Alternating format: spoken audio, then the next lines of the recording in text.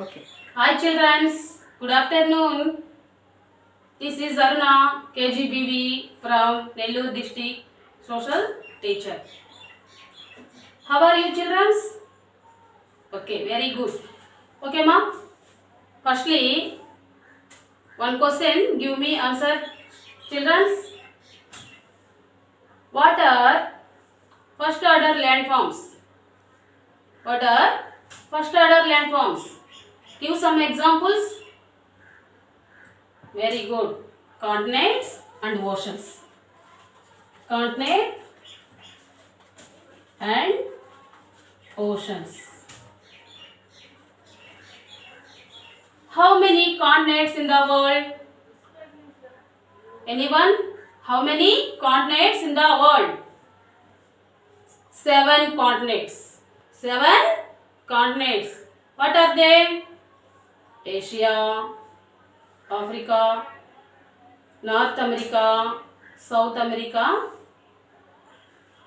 Antarctica, Europe, Australia. Okay ma? We are discuss about in the lesson European history, 9th class social studies textbook, 12th chapter changing culture traditions in Europe 1300 to 1800. This topic is changing culture.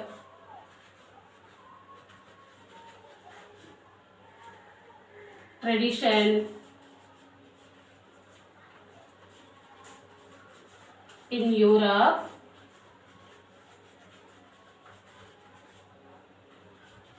1300 to 1800. 12th lesson. Okay ma?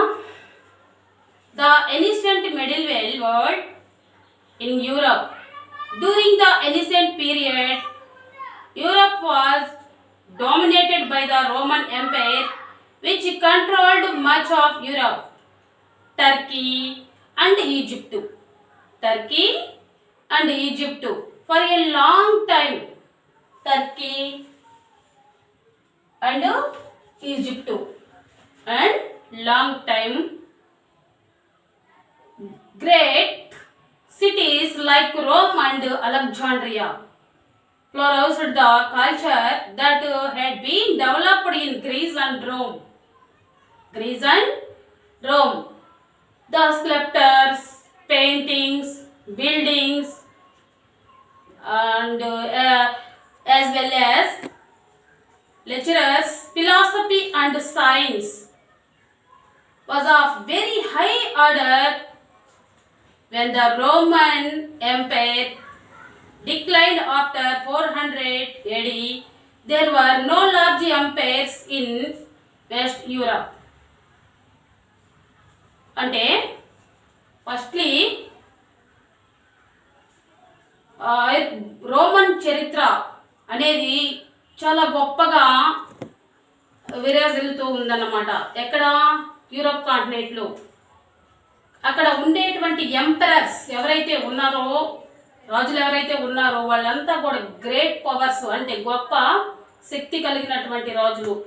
So కాబట్టి అక్కడ ఉండేటువంటి Europe కాంటినెంట్లో ఉండేటువంటి కొంత అన్ని భూభాగాల మీద వీళ్ళ యొక్క అధికారమే ఎక్కువగా ఉంది. కాబట్టి అనేక భూభాగాలను తమ హస్తగతం చేసుకున్నారు. ఫర్ ఎగ్జాంపుల్ టర్కీ, ఈజిప్ట్ కూడా వాళ్ళ యొక్క అధీనంలోనే ఉంది. కాబట్టి ఆ విధానంలో ఈ రోమన్ సామ్రాజ్య వైభోగం ఎంతో విరాజిల్లుతో ఉన్నటువంటిగా చరిత్రలో మనం చూస్తున్నాం. ఆ సమయంలోనే అక్కడ స్కల్ప్టర్స్, చిత్రకళ, శిల్పాలు, ఇంకా చెప్పాలంటే బిల్డింగ్స్, ఇవన్నీ కూడా ఎంతో వైభవంగా ఉంది. కానీ 400 years the 400s AD there were no large empires in Europe. 400 years వచ్చేటప్పటికి అక్కడ అదంతా కూడా క్షీణించిపోవటము జరిగిందన్నమాట. కొలాప్స్ అయిపోవటము మనం అక్కడ చూస్తున్నాం అన్నమాట. కాబట్టి the cities to had declined and most people like in village trade was a manual Europe come to be dominated by social system called feudalism. కాబట్టి ఇక్కడ మనము అక్కడ అలెగ్జాండ్రియా, రోము ఇలాంటి పట్టణాలన్నీ కూడా ఏమైపోయాయి, క్షీణించిపోయాయి అన్నమాట. అంటే అక్కడ పట్టణాల్లో నివసించాల్సినటువంటి ప్రజలు ఎక్కడికి వచ్చేసారు ఇప్పుడు 400 yearsలో ఏడీలో ఈ రోము గ్రీకు పట్టణాలన్నీ విడిచేసి ప్రజలు ఎక్కడికి నివసిస్తానికి వచ్చారు, విలేజెస్కి రావటము జరిగిందన్నమాట. ఎప్పుడైతే వీళ్ళు విలేజెస్కి రావటం జరిగిందో అక్కడ feudalism what is meaning of feudalism? Land lords. ఎవరి పెత్తనం ఎక్కువగా ఉంటుంది? ల్యాండ్ లార్డ్స్ అంటే ఎవరు? భూస్వామ్య విధానం అనేది ఇక్కడ రావటము జరిగిందనమాట. కాబట్టి ట్రేడ్స్ అనేవి ఇక్కడ, వర్తక వాణిజ్యాలు అనేవి ఇక్కడ ఈ విలేజెస్లో ఉండేటువంటి వాళ్ళు వ్యాపారాలను కూడా బాగా అభివృద్ధిలోకి రావటము జరిగింది. కాబట్టి ఇక్కడ ఫ్యూడలిజం అనే ఒక సోషల్ సిస్టమ్ అనేది ఏర్పడటం జరిగింది. ఓకేనా? Under feudalism political power was with large warriors landlords who control the village and a peasants who control the village and peasants. అంటే అక్కడ ఏం చేస్తున్నారు, రైతులని ఎక్కువగా బాధిస్తున్నారు అన్నమాట. ఎవరు బాధిస్తున్నారు? ల్యాండ్ లార్డ్స్ అండ్ వారియర్స్, యుద్ధ ప్రభువులు కూడా ఎక్కువ పెత్తనాన్ని ఈ రైతుల మీద పెత్తనం చేస్తూ వాళ్ళని ఏం చేస్తున్నారు, తమకి పనులకు ఉపయోగించుకోవటము మొదలు పెట్టారనమాట. అర్థమా? Understand children's? Okay, very good. The peasants were mostly serfs కట్టు బానిసలు. ఇందులో భాగంగా ఈ పీసెంట్స్ లో ఎక్కువ శాతము కట్టు బానిసలుగా, అంటే ఒక బానిస వ్యవస్థ అనేది ఇక్కడ మనం చూస్తున్నాం అనమాట. ఈ రైతుల్లోని చాలా వరకు బానిసలుగా మార్చేసి వాళ్ళని కట్టు బానిసత్వాన్ని మనం చూస్తాం కదా. ఎట్టి అంటే మనం ఏమి ఇవ్వకుండా, వాళ్ళకి ఒక వేతనం అనేది ఇవ్వకుండా వాళ్ళ చేత ఎన్నో ఏళ్ళ తరబడి మనం వెట్టి చేయించుకుంటూ ఉంటాం. ఆ విధంగా తన జీవితాంతము చనిపోయే వరకు ఎట్టి పద్ధతి ద్వారా అక్కడ కట్టు బానిసత్వం అనేది జరుగుతుంది. అంటే బానిసల్లాగా కొని ఆ రైతుల ద్వారానే వాళ్ళ భూముల్ని అక్కడ ఉండేటువంటి ఆ ల్యాండ్ లార్డ్స్ కానీ వారియర్స్ కానీ వీళ్ళతో పనులు చేయించుకుంటూ ఉన్నారనమాట. ఓకేమా? Whoever to their lords and hold to till the lands of the lords work in their workshop and also fight for them in wars. They also had their own land and started their families by working on them to the lords were constantly at war with each other, and this extent a lot of the insecurity. So ఇక్కడ ఏం చేస్తున్నారన్నమాట, వీళ్ళు ఎటువంటి security అనేది లేకుండా ఈ యొక్క భూస్వాముల విధానంతో అలసిపోయినటువంటి ఈ రైతాంగం అంతా కలిసి ఏం చేస్తుంది, వాళ్ళకి ఎగనెస్ట్గా ఫైట్ చేయటం మొదలు పెట్టడము జరిగింది. Culture of people come to be dominated by the Roman Catholic Church. Culture of people come to be dominated by Roman Catholic Church, which emphasized otherwise to Christian faith. It discouraged people from thinking for themselves and asked them to believe what the priest told them.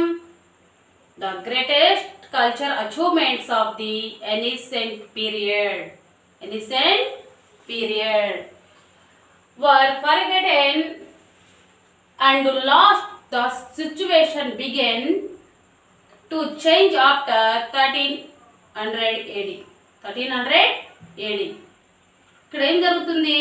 Roman Catholic church పీస్టులు ఎవరైతే ఉన్నారో, మత పెద్దలు ఎవరైతే ఉన్నారో, వీళ్ళు కూడా ఇక్కడ ఉండేటువంటి ప్రజల్ని తమ యొక్క నమ్మకాలతో వాటిని విశ్వసించమని చెప్పి అప్పుడప్పుడు ఎంకరేజ్మెంట్ చేస్తూ ఉండేవాళ్ళు అనమాట. ఇది కూడా ఒక ప్రాబ్లంగా భావించినటువంటి ఇక్కడ ఉండేటువంటి పీసెంట్స్ కానీ పీపుల్స్ కానీ వాళ్ళతో ఫైట్ చేయటం కోసము, రివాల్ట్ చేయటం కోసం ముందుకు రావడం అక్కడ జరుగుతుందన్నమాట. అంటే ఎప్పుడు స్టార్ట్ అయింది? ఒక గ్రేట్ అచీవ్మెంట్ 1300 ADలో. అంటే 1300 ADలో వాళ్ళు ఒక గ్రేట్ అచీవ్మెంట్స్ అనేదాన్ని ఏర్పాటు చేసుకొని అక్కడ ఉండేటువంటి ల్యాండ్ లోడ్స్ వర్డ్స్ మీద వారియర్స్ మీద ఏం చేస్తున్నారు? ఫైటింగ్ చేయటం జరిగిందనమాట. Against serfdom. ఓకేమా? And control of the lords and the church. For example, there was a great revolt, the great revolt of the peasants in England, 1381లో పీసెంట్స్ ఏం చేస్తున్నారు? ఇక్కడ అంతా కూడా ఎగ్నెస్ట్గా అక్కడ ఉండేటువంటి ప్రీస్టుల మీద కానీ ల్యాండ్ లోడ్స్ మీద కానీ భూస్వాముల మీద ఫైటింగ్ ఎగ్నెస్ట్గా ఫైట్ చేయటము ఇంగ్లాండ్లో మొదటగా జరగటం జరిగిందనమాట. Which ended serfdom in England. Similar movements were taking places in other countries to the control of the lords and the church over people had began to church and people enjoyed more freedom. Long distance trade between Europe. ఇక్కడ ఏం జరుగుతుంది? ఈ achievement ఎప్పుడైతే జరిగిందో ఇంగ్లాండ్లో 1381లో ఇక్కడ ఉండేటువంటి ప్రజల్లో కూడా ఎంజాయ్మెంట్ అనేది ఎక్కువగా లభించడం జరిగిందనమాట. అప్పుడు వీళ్ళు ఏం చేస్తున్నారు? ఆలోచించడం మొదలు పెట్టారని అర్థం. టాకింగ్ ప్లేసెస్, మాట్లాడుకోవడం, కొన్ని ప్రదేశాల్లో మాట్లాడుకోవడం, ఇవన్నీ కూడా ఈ కల్చర్ నీళ్ళు ఇంప్రూవ్మెంట్ చేసుకోవటం మొదలు పెట్టారనమాట. ఓకేమా? Next, more freedom. అంటే ఇంకా వీళ్ళకి స్వేచ్ఛ అనేది కూడా ఎక్కువగా లభించటము జరిగింది. Long distance trade between Europe countries and China, Arabia, India, etc. and Egypt were revolting and many new towns and cities sprang up in Europe where traders and artisans lived. అంటే ఇక్కడ ఏం జరుగుతుంది? ఎప్పుడైతే వీళ్ళకి ఫ్రీడమ్ అనేది రావటం జరిగిందో other కంట్రీస్తో వీళ్ళు ట్రేడింగ్ అనేది ఏర్పరచుకోవడం జరిగింది. ఫర్ ఎగ్జాంపుల్, ఇక్కడ ఉండేటువంటి అరేబియా, ఈజిప్టు, ఇండియా, చైనా ఇలాంటి కంట్రీస్తో వాళ్ళు ఏం చేశారంట? ట్రేడింగ్ ప్రక్రియలను నిర్వహించుకోవటము జరిగింది. ఈ విధంగా వాళ్ళ యొక్క కల్చరు ఒక కంట్రీ నుంచి మరో కంట్రీకి వెళ్ళటం వల్ల వాళ్ళకి ఏం ఏర్పడుతుంది? అక్కడ ఉండేటువంటి వాళ్ళతో ఏం ఏర్పడుతుంది? ఒక రిలేషన్షిప్ అనేది ఫామ్ అవుతుంది. ఈ విధంగా కల్చర్ అనేది ఇక్కడ డెవలప్ చేసుకొని ఎంజాయ్మెంట్తో ఒక ఫ్రీడమ్గా వాళ్ళు జీవించడము మొదలు పెట్టారనమాట. ఓకేమా? అదే సమయంలో ఆర్టిషియన్స్, చేతి వృత్తుల వాళ్ళు ఉన్నారు కదా, అక్కడే నివసించడం కూడా జరిగింది. Many of these cities were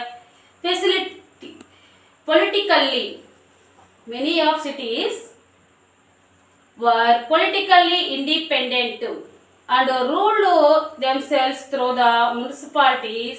A new cultural movement began to development in Europe, which called Renaissance or Rebirth. కాబట్టి ఇక్కడ న్యూ కల్చర్ ఎప్పుడైతే డెవలప్ కావడం జరిగిందో మరలా ఇక పూర్వ వైభవంతో ఈ రినేజెన్స్ అంటే పునరుజ్జీవనము, అంటే మరలా కొత్త తొడుగులు తొడగటము ప్రారంభం జరిగిందనమాట. యూరప్ చరిత్ర మరొకసారి తిరగా చేంజ్ అవటం మనం ఇక్కడ చూస్తున్నాం. అర్థమైందా? చేంజింగ్ కల్చర్ అన్నాడు కదా లెసన్లోనే. కాబట్టి changing culture tradition in Europe అంటే మరలా ఇక్కడ 1300 ADలో కల్చర్ అనేది వీళ్ళు చేంజ్ చేసుకోవటము జరిగింది. దీన్నే రినేజెన్స్ ఆర్ రీబర్త్ అని కూడా అంటారు. మరలా పుట్టడం అని అర్థం తెలుగులో. ఓకేమా? Next, people begin to go behind the limits set by the religions priest and raised a new question and found a new ways of answering these questions, traders and advantages, new routes and lands, new trends, instant painting, sculptures, buildings, literatures developed in science to develop a rapidly.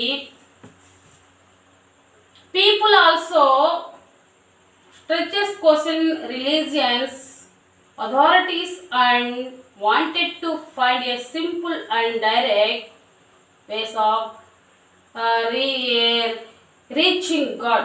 కాబట్టి ప్రజలు ఒక విశ్వాసంతో అంటే దేవుడిని చేరుకోవాలంటే మనకి మధ్యవర్తులు అవసరం లేదని చెప్పి ఒక క్వశ్చనింగ్ అంటే అక్కడ ఉండేటువంటి ఎవరైతే ల్యాండ్ లోడ్స్ ఉన్నారో ఈ ప్రీస్టులు ఉన్నారో వాళ్ళందరినీ కూడా ప్రశ్నించడము మొదలు పెట్టడం జరిగింది. కాబట్టి ఈ విధంగా యూరోపియన్ యొక్క కల్చర్ అంతా కూడా మనము 1300 ADలో చేంజ్ అవటము, అలాగే 1381లో ఇక్కడ ఒక రివోల్ట్ ఇంగ్లాండ్లో జరగటం వల్లనే ఈ కల్చర్ అనేది ఇక్కడ చేంజెస్ అనేది జరిగింది. ఓకేమా? నెక్స్ట్ ఇక్కడ మనము ఎనిసెంట్ పీరియడ్ అంటే ఇక్కడ యూరోప్లో జరిగినటువంటి పీరియడ్ అంటే కాలం ఈ విధంగా ఉందన్నమాట. ఫస్ట్ చూడండిమా, ఎనిసెంట్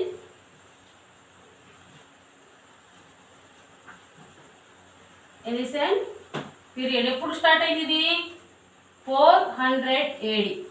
ఇప్పుడు 400 AD. నెక్స్ట్ మిడిల్ వేల్ అంటే మధ్యయుగం period, medieval period 400 to 1300 AD. Next early modern period, early modern period 1300 to 1800 AD. Modern period, modern period 1800 to present.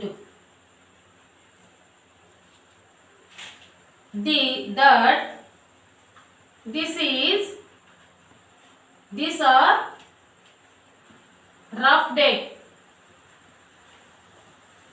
ఇవి ఒక అంటే ఇక్కడ యూరోప్లో జరిగినటువంటి కాలాలు అన్నమాట. ఎనిసెంట్ పీరియడ్ వచ్చి 400 AD, మిడిల్ వేల్ పీరియడ్ వచ్చి మధ్యయుగం 400 to 1300 AD, early modern period వచ్చి 1300 to 1800 AD. మోడర్న్ పీరియడ్ ఆధునిక యుగం ఎప్పుడు స్టార్ట్ అయింది?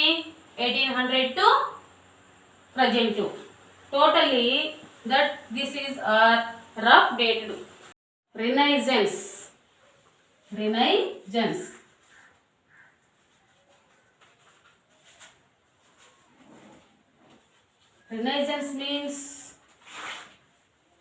means rebirth.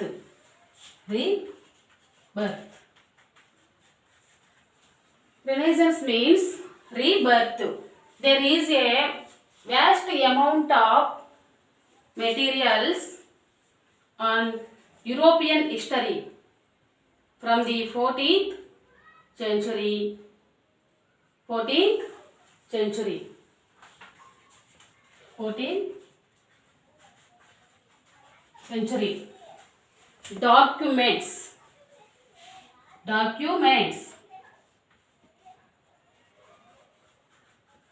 paintings, printed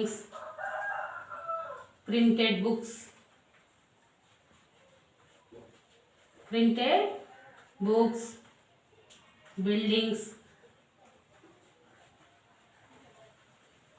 buildings, textiles,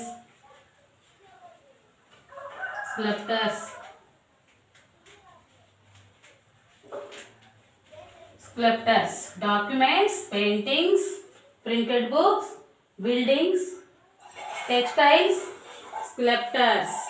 Okay, ma? Much of the has been carefully preserved in archive and art galleries and museums. In Europe and America. అంటే 14th centuryలో అక్కడ Europe చరిత్రకు సంబంధించినటువంటి సమాచారం అంతా 14th centuryలో వారికి అందుబాటులోకి రావటము జరిగిందనమాట. అవి ఏ రూపంలో వచ్చాయి అంటే documents, paintings, printed books, buildings, textiles, sculptures. ఈ రూపంలో ఇవన్నీ కూడా చరిత్ర గురించి అధ్యయనం చేయడానికి ఇవన్నీ ఒక ప్రూఫ్స్గా యూరప్ చరిత్రకు సంబంధించినటువంటి సమాచారం రూపంలో రావటము జరిగింది. అయితే వీటిని ఎలా భద్రపరిచారు, ఎక్కడ భద్రపరిచారు అంటే ఐరోపాలోను అలాగే అమెరికాలో ఉండేటువంటి మ్యూజియంస్లో, ఆర్ట్ గ్యాలరీస్లో వాటిని స్టోర్ చేయడము, భద్రపరచడము జరిగిందనమాట. మ్యూజియంస్లో ఏమేమి మనం భద్రపరుస్తాం children's? Very good, valuable items ఏమైతే ఉంటాయో అవన్నీ కూడా ఒక సైంటిఫిక్గా కానీ ఇవ్వచ్చు, లేదంటే ఒక హిస్టోరియన్ మన ఏ దేశానికి సంబంధించినటువంటి ఒక వాల్యుబుల్ ఐటమ్స్ అన్నిటిని కూడా మనం మ్యూజియంస్లో వాటిని ఏం చేస్తాము, దాచిపెడతాం అన్నమాట. ఆ విధంగా ఇక్కడ ఇవన్నిటిని కూడా వాళ్ళు ఈ రూపంలో దొరికినవన్నీ కూడా ఐరోపా, అమెరికా దేశాల్లో మ్యూజియంస్లో వాళ్ళు దాన్ని భద్రపరచడము జరిగింది చిల్డ్రన్స్. ఓకేమా? Next, historian study this to understand what was happening and how and why the happened. వీటిని ఎప్పుడు ఎక్కడ వీటిని ఉపయోగించుకోవాలి అనేది ఇక్కడ ఉండేటువంటి చరిత్రకారులు వాటిని ఉపయోగించుకోవటం కోసం ఎందుకు ఏ విధంగా ఉపయోగపడతాయి అనే విధానంతో వాళ్ళు అక్కడ పరిశీలనలు చేశారన్నమాట. ఓకేమా? From the 19th century 19th century, famous century in the world. Why? Because different cultures, scientific discovered sea routes ఇవన్నీ కూడా అక్కడ మనం కనుగొన్నాం. కాబట్టి ఈ 19th century అనేది ఒక ఫేమస్తో ఒక ప్రముఖ శతాబ్దంగా గుర్తించడము జరిగిందన్నమాట. హిస్టరీ అనేది ఒక కరెక్ట్ వేలో అక్కడ ఫాలో అనేది జరుగుతుంది అన్నమాట. ఓకేమా? That time Renaissance to describe the culture changes of this period. Culture అంతా కూడా ఇక్కడ మార్పులు చెందింది. కాబట్టి 19th century అనేది చాలా ఒక ఫేమస్ శతాబ్దంగా కూడా మనము చెప్పుకోవచ్చు అన్నమాట. The historian who emphasised this most was a Swiss scholar Jacob Burckhardt. He is a historian. Jacob Burckhardt.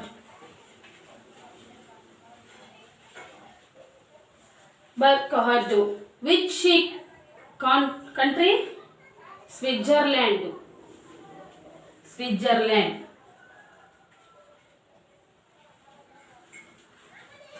Switzerland దేశానికి చెందినటువంటి జాకబ్ బర్క్హార్డ్ ఈ యొక్క పునరుజ్జీవన కాలంలో తన యొక్క ఈ యొక్క డాక్యుమెంట్స్ వీటన్నిటిని కూడా ప్రశంసిస్తూ ఎక్కువగా ప్రజల దృష్టికి తేవటము జరిగిందనమాట. ఎవరు అతను? జాకబ్ బర్క్హార్డ్. ఏ దేశానికి చెందిన వ్యక్తి? స్విట్జర్లాండ్. ఓకేమా. Next in 1860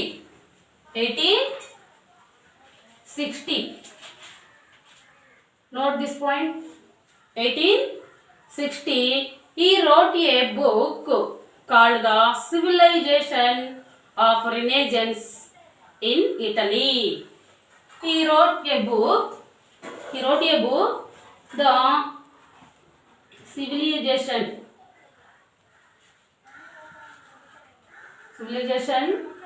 of Renaissance in Italy. ఇతను 1860లో ఒక గ్రంథాన్ని రాశాడనమాట. ఆ గ్రంథం పేరే the civilization of renaissance in Italy అనేటువంటి గ్రంథంలో ఈ పునరుజ్జీవనం గురించి చక్కగా రాయటం జరిగింది. In which we called is readers attention to lecturer architectures and painting to tell the story of how a new humanist culture had followed in Italian towards the 14th to 17th century. కాబట్టి ఇతను కొత్త మానవతా సంస్కృతి ఎలా వికసించిందో అనే దాని గురించి ఈ గ్రంథంలో రాయటము జరిగింది. ఏ విధంగా వికసించింది అంటే వీటిని తీసుకున్నారనమాట. ఈ శిల్పకళ, చిత్రకళ, పెయింటింగ్స్ ఇవన్నిటిని కూడా అక్కడ ఉపయోగించుకున్న గ్రంథంలో రోమన్ వైభవాన్ని, యూరోపియన్ చరిత్రనంతా కూడా చక్కగా ఆ యొక్క డాక్యుమెంట్స్ రూపంలో ఇవన్నీ కూడా తిప్పి తన గ్రంథంలో క్రోడీకరించటము జరిగింది. 14th to 17th century this culture he wrote was characterized by new belief that man as an individual was capable of making his own discussion and developing his skills. అంతేకాకుండా ఇక్కడ ఈ కాలంలోనే ఒక మనిషి తన సొంత నిర్ణయాలను తీసుకోవటంలో వ్యక్తిగతంగాను తన యొక్క స్కిల్స్ను డెవలప్ చేసుకోవటంలో భాగంగా ముందుకు రావటము జరిగింది. ఎక్కడ? ఈ 19th century. ఓకేనా. Next he was modern in contract of medieval men whose thinking had been controlled by the church. అంటే పురాతన కాలంలో క్రైస్తవ మత పెద్దలైనటువంటి ఈ ప్రీస్టు వాళ్ళు చెప్తున్నట్టుగానే వాళ్ళ ఆలోచనల విధానంతో నడిచేటువంటి వ్యక్తులు ఈ 19th centuryకి రాగానే ఇండివిజువల్గా ఆలోచనలు చేయటము, కొత్తవన్నీ కూడా కనుక్కోవటం కూడా ఈ 19th centuryలోనే మనం చూస్తున్నాం అన్నమాట. ఓకేనా childrens. Next clergy means member of the church, priest, bishops and popes. The means of clergy. Okay ma. Next the revival of Italian cities. The revival of Italian cities. Italy నగరాల పునరుద్ధరణ.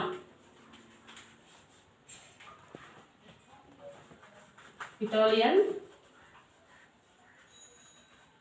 cities. Italy నగరాల పునరుద్ధరణ. With the expansion of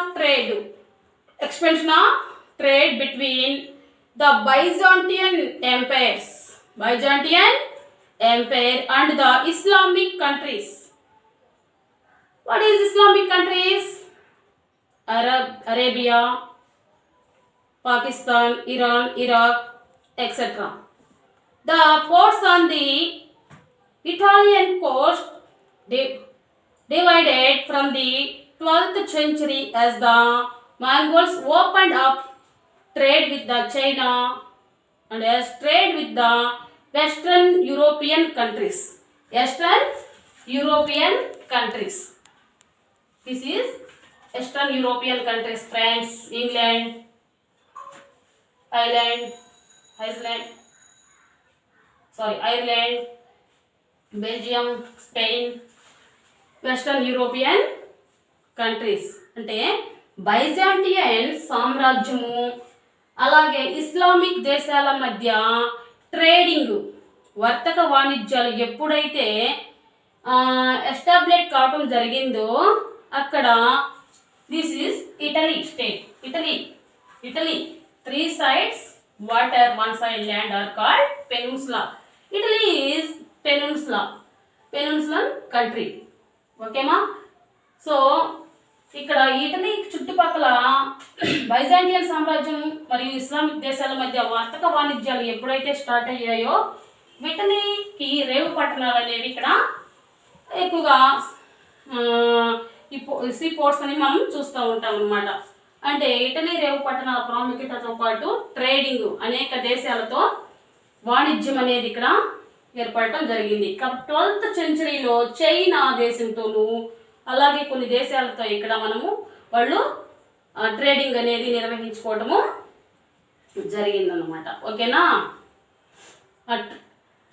trade with the western Europe countries, అంటే western Europe countries అయినటువంటి చైనాతో అలాగే Rome, Italy ఇవన్నీ కూడా ఇక మిగతా అన్ని దేశాలతో ఈ ట్రేడింగ్ ప్రక్రియ అనేది స్టార్ట్ చేయటము జరిగింది. Also increased Italian towns played A central role. They no longer saw themselves as part of a powerful empire, but as independent cities. States two of Florence and Venice. Independent states ఇటలీలో ఉండేటువంటి Florence అలాగే Venice ఇవి స్వతంత్ర దేశాలుగా అవతరించడము జరిగింది. ఇవి స్వతంత్ర దేశాలు అంటే ఏంటి? Independent countries. ఇతరులు ఇది మీద ఎటువంటి అథారిటీ చూపరు అన్నమాట. ఏవి ఇటలీలో ఉండేటువంటి ఫ్లోరెన్స్ అండ్ వెనిస్. ఓకేనా? Florence and Venice 2 countries. Venice. ఓకేమా? Next, they no longer saw themselves as part of a powerful empire but as independent cities. Which states, which countries? Florence and Venice. 2 countries, independent countries. And many other were court cities ruled by princess. ఇంకా కొన్ని యువరాజుల కింద కూడా కొన్ని భూభాగాలను ఇటలీలో ఉండే కొన్ని భూభాగాలను యువరాజుల కింద కూడా ఉండటము మనం అక్కడ చూడొచ్చు అన్నమాట. One of the most vibrant cities was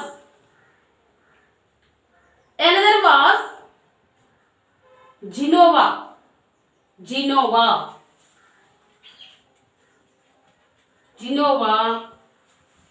And they were different from other parts of Europe. Venice and Genova and Venice 2 countries. అంటే బాగా విరాజిల్లినటువంటి ఇటాలియన్ కంట్రీస్. ఓకేమా? Genoa and Venice. Other parts of Europe. The clergy were not politically dominated here.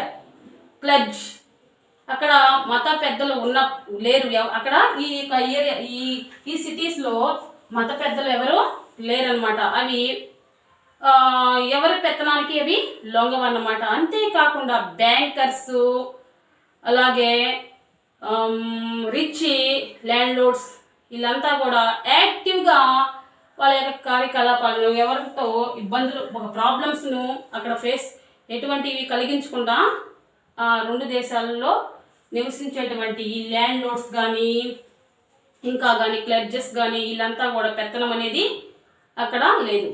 ఓకేమా? Humanism and universities. హ్యూమనిజం and universities and universities. Humanism and universities. మానవతావాదము మరియు విశ్వవిద్యాలయాలు. What is meaning of humanism? What is meaning of humanism? Later studies of the ancient Greek lecturers which dealt with the nature and interest of man were called humanists. ఎవరైతే ఈ యొక్క మానవ స్వభావాలు, ఆసక్తుల గురించి ఇంట్రెస్ట్గా అధ్యయనం చేస్తారో అలాంటి వ్యక్తుల్ని మనము మానవతావాదులని అంటారు, అంటే హ్యూమనిస్ట్స్ అని అంటారనమాట. ఓకేమా? The lecturers of the ancient Greeks had reflected on interest in life. They had been daily interested in the world in which they lived. పురాతన గ్రీకు సాహిత్యం అనేది చాలా ఆసక్తిని నెలకొల్పిందనమాట. అంటే పురాతన గ్రీకు సాహిత్యము అనేది అక్కడ యూరోపియన్స్ కంట్రీస్లో చాలా ఆసక్తిని నెలకొల్పింది. అంటే వాళ్ళు నివసించినటువంటి ప్రపంచం అనేది వాళ్ళకి చాలా కీలకమైనదిగా భావించటము జరిగిందనమాట. ఇక్కడ ఈ ప్రదేశంలో అంటే కీలకమైన అంశంగా రూపొందించుకోవడం జరిగిందనమాట. కాబట్టి అక్కడ మానవుని యొక్క స్వభావం గురించి, తనకు ఉండేటువంటి ఇంట్రెస్ట్, యాక్టివిటీస్, ఆ తర్వాత వీటన్నిటి గురించి, యాటిట్యూడ్స్, వాటి గురించి ఎక్కువగా హ్యూమనిస్టులు ఇంట్రెస్ట్ చూపేవాళ్ళు అనమాట. దాన్ని హ్యూమనిజం అని కూడా అనొచ్చు చిల్డ్రన్స్. ఓకేమా? They became interested in this world rather than in the future life, as the scholars of the Middle Age had been. Everything in nature, science and arts that affected man now was important to the humanists. అంటే మధ్యయుగంలో ఉండేటువంటి పండితులు ఏం చేసేవాళ్ళు, మరణాంతరం తర్వాత జీవితం ఎలా ఉంటుందో వాటి గురించి ఇంట్రెస్ట్ చూపేవాళ్ళు అనమాట. కానీ ఈ హ్యూమనిస్టులు అనేటువంటి వాళ్ళు ఏం చేశారంటే ఈ సైన్స్ గురించి, ఆర్ట్స్ కళల గురించి, ఈ నేచర్ గురించి స్టడీ చేసేవాళ్ళు అనమాట. అలాంటి వ్యక్తుల్ని ఎవరైతే నేచరు, ఆర్ట్స్, సైన్స్ గురించి స్టడీ చేస్తారో అలాంటి వ్యక్తుల్ని మనము హ్యూమనిస్టులని కూడా అనొచ్చు. ఓకేమా? Understand? Okay. Next in 1453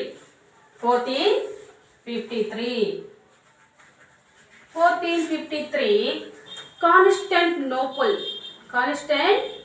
was overthrown on the Turkish or Ottoman emperors took the place of the Eastern Roman. Okay ma? Eastern Roman. Okay. Empire. Many of the educated men who spoke Greek fled to Italy for safety. 1453 Constantinople was overthrown on the Turkish or Ottoman emperors. 1453 సంవత్సరంలో ఈ Constantinople అనేటువంటి పట్టణాన్ని కొల్లగొట్టినటువంటి Turkey సుల్తాన్లు, అంటే Ottoman empress తుర్ష్కులు ఎవరైతే ఈ Constantinople పట్టణాన్ని కొల్లగొట్టారో అక్కడ ఈ ఈస్టర్న్ రోమన్లో ఉండేటువంటి దిస్ ఈజ్ ఈస్టర్న్ రోమన్.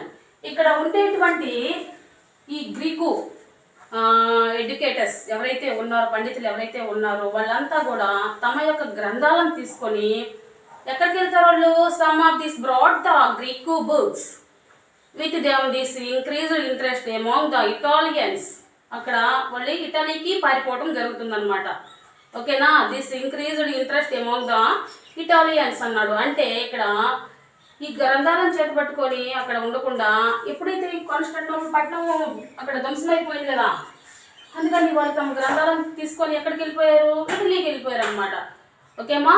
ఇటలీకి ఎప్పుడైతే పారిపోయారో ఈ అమూల్యమైనటువంటి భద్రత కోసం పారిపోతారనమాట.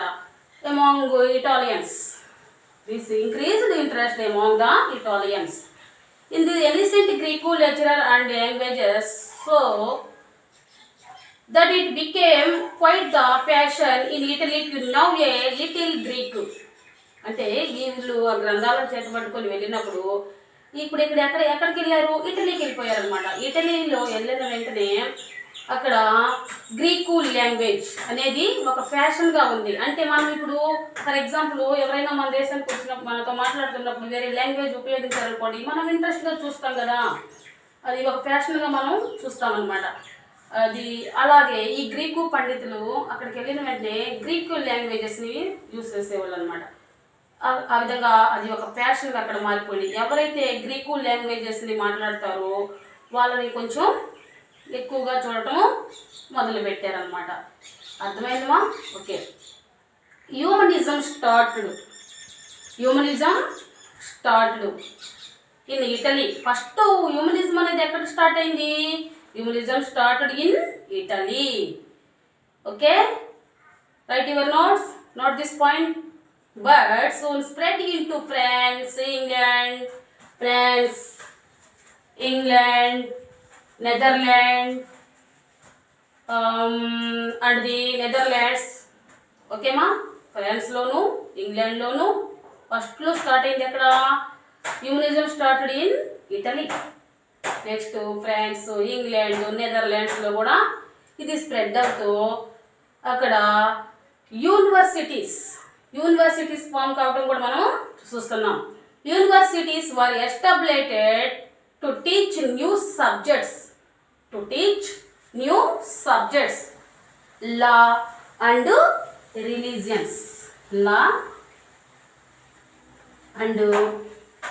రిలీజియన్స్. అంటే ఏమేమి సబ్జెక్ట్స్ బోధిస్తున్నారు ఇక్కడ అంటే చట్టము మరియు మతానికి సంబంధించినటువంటి ఈ యొక్క సబ్జెక్టులను బోధించడం కోసం యూనివర్సిటీస్ అనేవి ఫామ్ చేయడము జరిగింది. Educated men became interested on off the greatest of this was the duchy man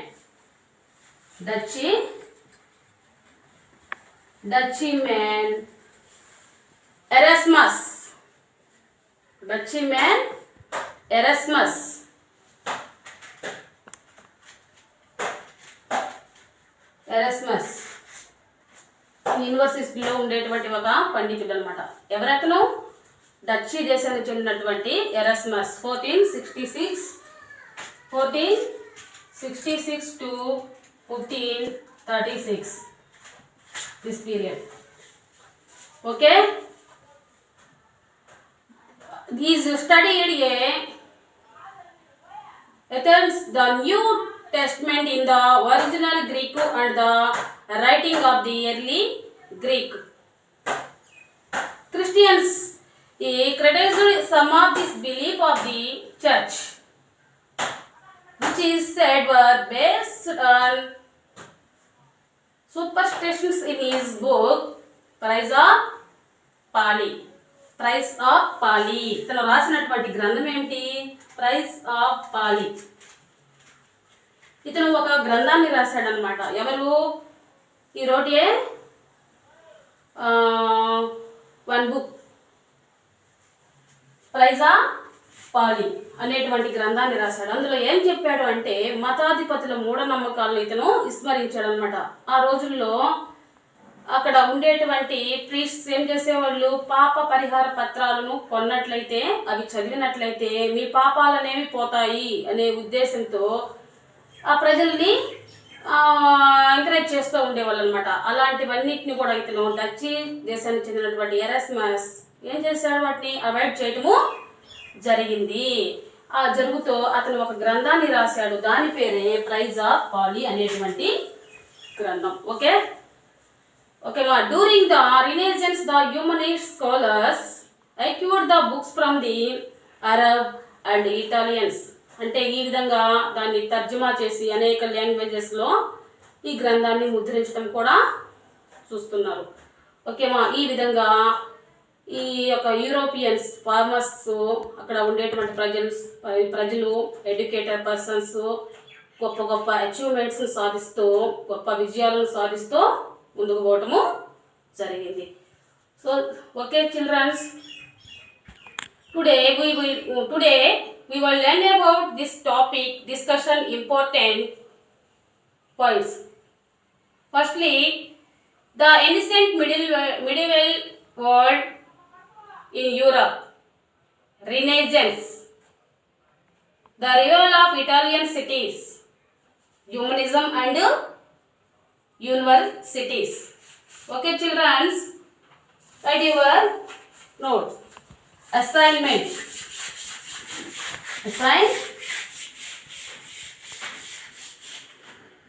Assignment. Take your notebooks. Note these questions. Write your notebooks, children. First question. Why were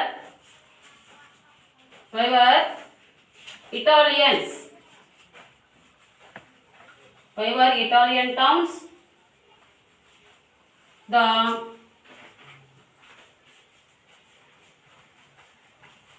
first to express the ideas of humanism.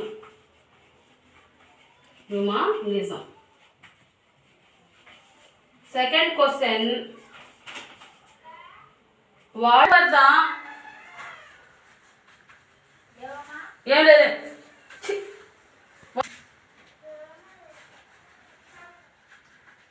feature of humanist thoughts?